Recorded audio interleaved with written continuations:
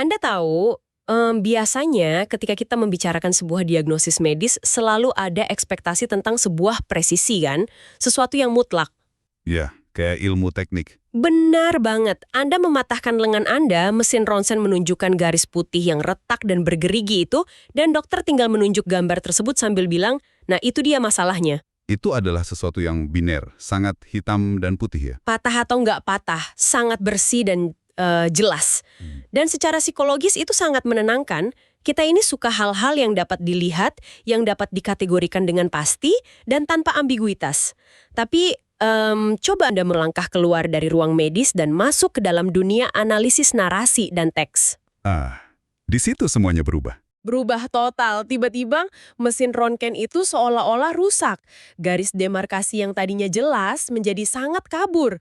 Dan disitulah kita menemukan karya Mary Laurel Ryan dari tahun 1991.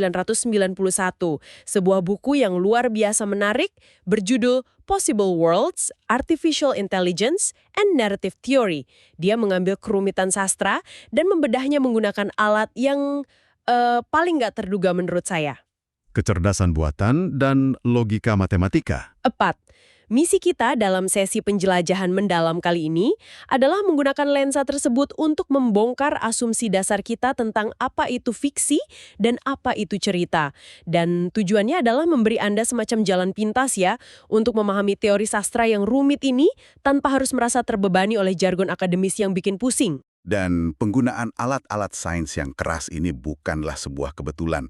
Maksud saya, jika kita hubungkan ini dengan gambaran besarnya, naratologi pada masa itu, ilmu yang membedah struktur cerita, itu sedang terjebak dalam krisis yang cukup parah. Terjebak gimana maksudnya? Pendekatan tradisional rasanya udah mencapai batas maksimalnya. Para kritikus terus saja membedah teks dengan cara yang sama. Mereka menghitung metafora, mengkategorikan sudut pandang orang pertama atau ketiga, membedah gaya bahasa, tapi semua pembedahan teknis itu nggak pernah benar-benar menjawab satu pertanyaan fundamental. Yaitu? Bagaimana rentetan kata di atas kertas itu sebenarnya bisa berubah menjadi sebuah realitas yang hidup di dalam pikiran manusia. Naratologi membutuhkan lensa yang sepenuhnya baru. Ryan menyadari bahwa untuk memahami teks, kita harus meminjam disiplin ilmu yang terbiasa membangun realitas dari nol, yaitu logika modal dan ilmu komputer. Dan bagian paling menyegarkan dari pendekatan ini adalah bagaimana buku ini memaksa kita untuk memulai dari titik nol. Mari kita bedah ini sebentar. Sebelum kita bisa menggunakan mesin röntgen yang baru ini, kita harus membersihkan lensa kita dari prasangka kultural yang paling mengakar. Asumsi bahwa fiksi, narasi, dan sastra itu adalah satu paket yang sama. Ya, budaya kita secara otomatis kan menggabungkan ketiganya menjadi sebuah entitas tunggal. Kayak, kalau itu cerita rekaan, pasti itu sastra dan narasi. Padahal, enggak. Ryan membongkar itu semua kan? Betul. Dia menguraikan bahwa ketiga hal ini bisa dikombinasikan menjadi 8 bentuk yang sangat berbeda. Dan memisahkan ketiganya adalah langkah diagnostik pertama yang paling penting di sini. Mengurai ketiga benang ini sangat krusial ya. Sangat krusial, karena pencampuran ketiganya adalah sumber utama kebingungan kita. Sastra adalah tentang nilai estetika, narasi adalah tentang struktur waktu dan peristiwa, sementara fiksi adalah tentang status realitas. Yang sangat menarik di sini adalah ketika kita melihat contohnya. Mari kita ambil contoh karya sastra naratif non-fiksi. Oke, jadi ini sastra, ini naratif, tapi bukan fiksi. Tepat. Bayangkan buku-buku sejarah epik seperti karya Edward Gibbon atau autobiografi klasik kayak Confessions dari Jean-Jacques Rousseau. Keduanya menceritakan sebuah narasi yang mengalir, keduanya diakui secara global sebagai karya sastra dengan prosa yang indah.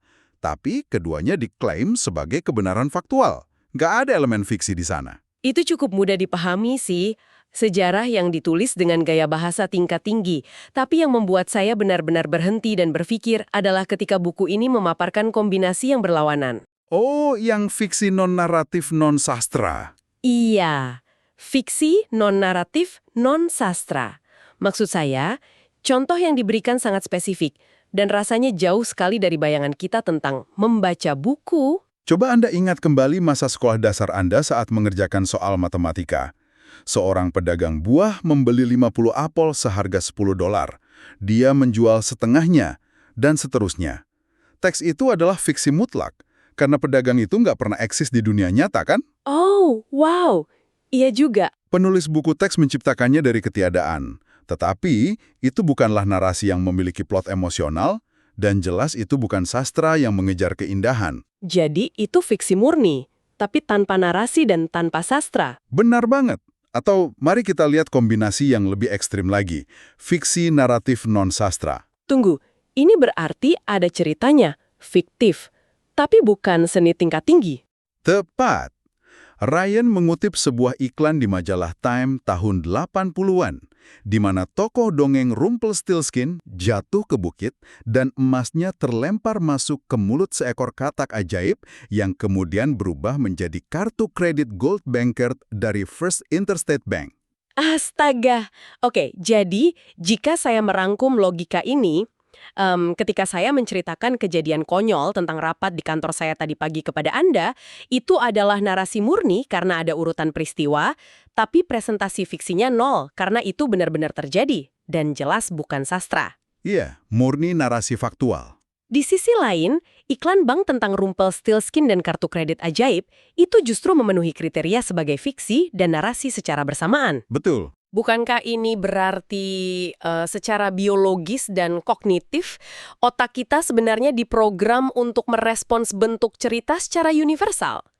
Terlepas dari apakah bentuk itu disajikan dalam novel pemenang hadiah Nobel atau sekedar di halaman belakang brosur pemasaran asuransi.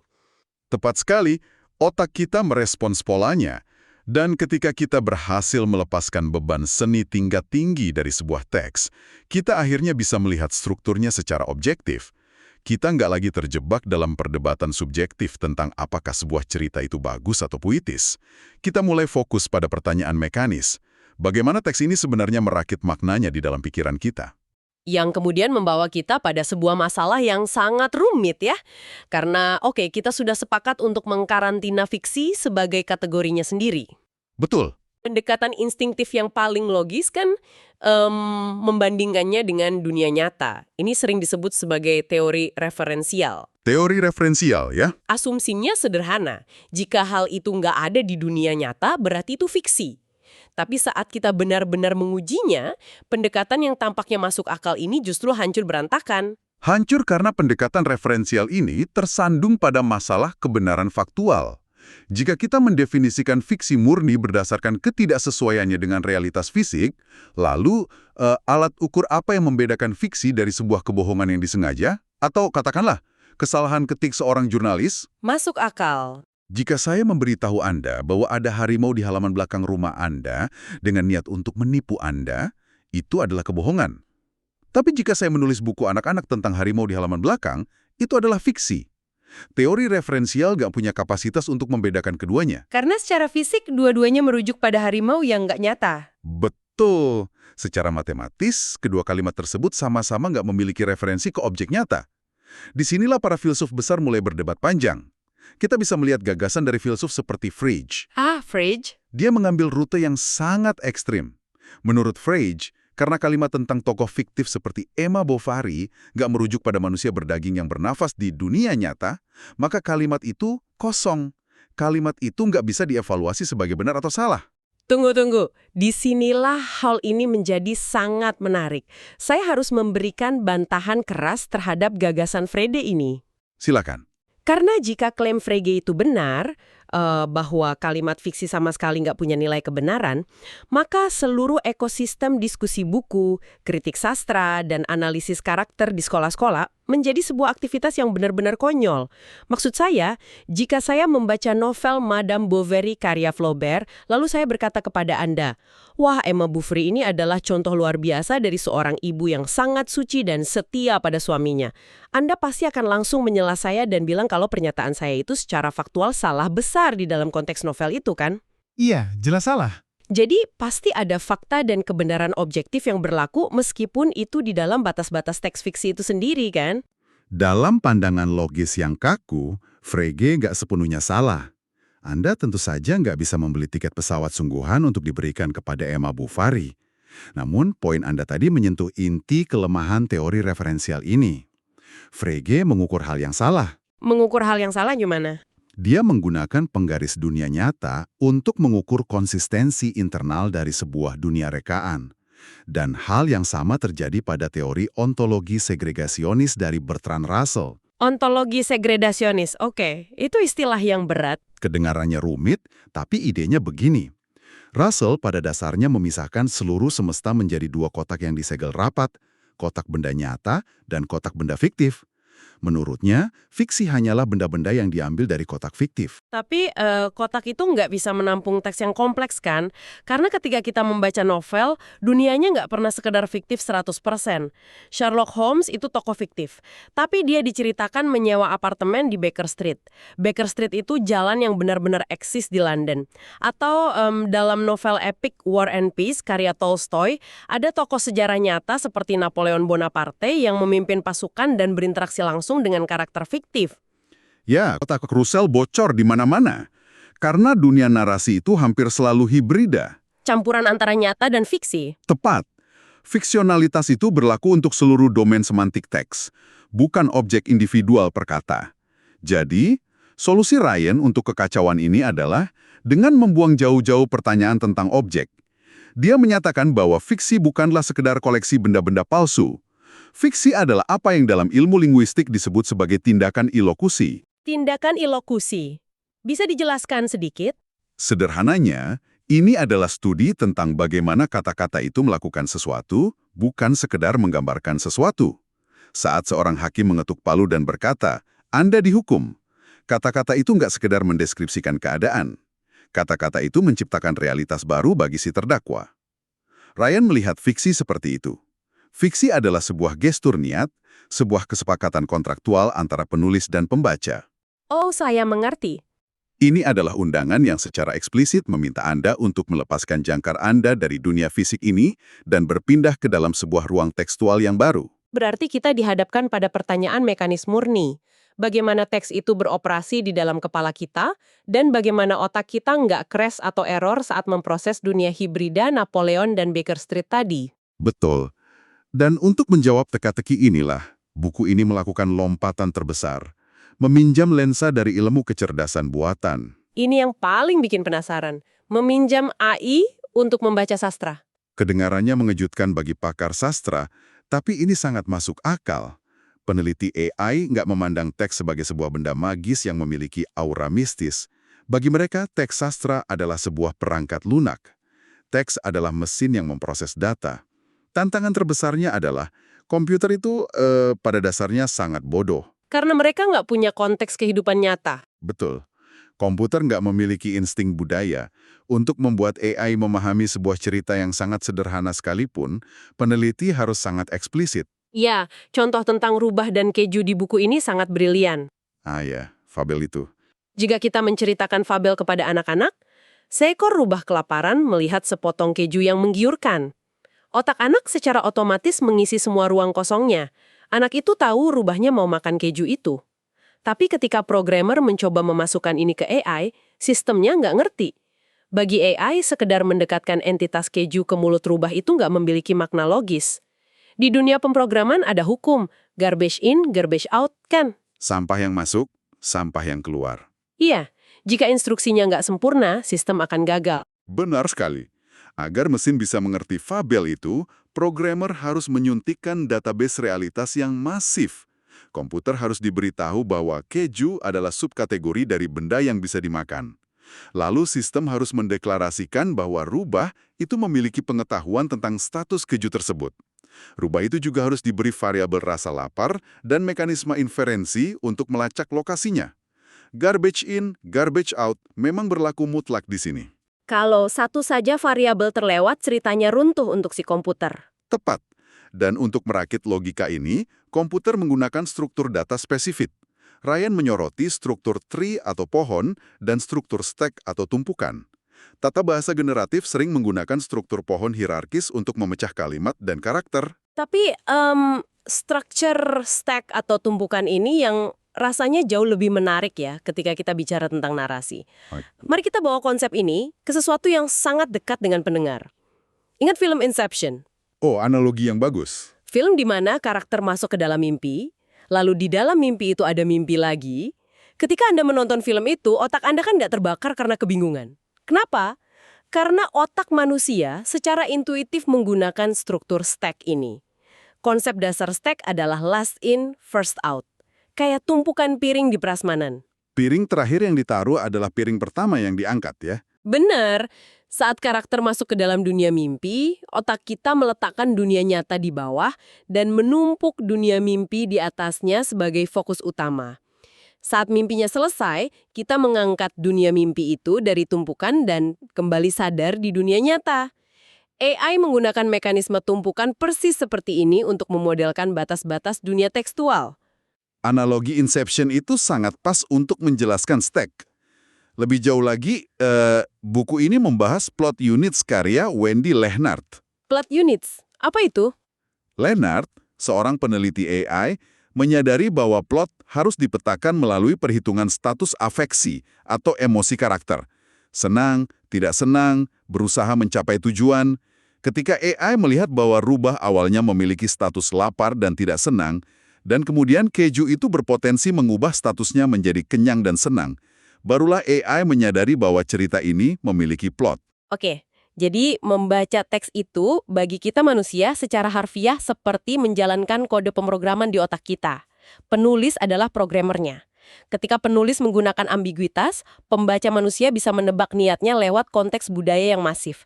Tapi komputer akan crash karena nggak punya pengetahuan dasar itu.